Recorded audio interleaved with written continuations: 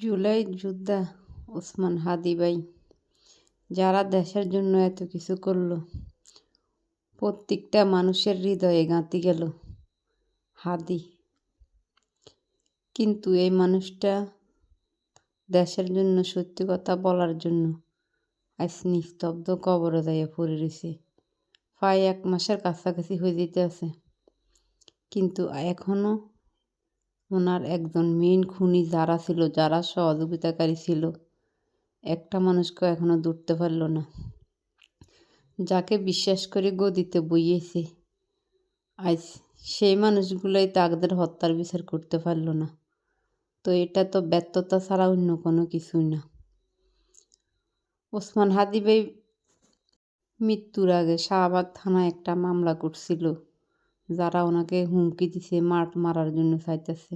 এখন শাহবাগ থানা পুরোপুরি অস্বীকার করছে কোনো মামলা জিডি করে নাই, মামলা করে নাই। আজকে 1 মাস মামলা করছে, কোনো তদন্ত গেছে না। লাশ আল্লাহকে হুকুম, তদন্তর একটা এই যে জিডি করছে, জিডির একটা কপি ওনাদের কাছে ছিল। ওনারা অস্বীকার, যখন এটা নিছে তখন এটা তাদের উদ্দেশ্য হয়েছে, কিন্তু আসলে এটা ঠিক না।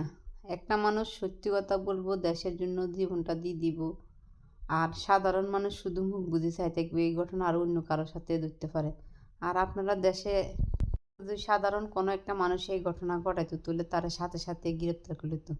এখন কেন ওনাকে ধরতে পারতেছে না? যারা এই খুন করছে, খুনের দায়ে তারা আছে, ওটা সবাই সাপোর্ট দিয়ে জানায়।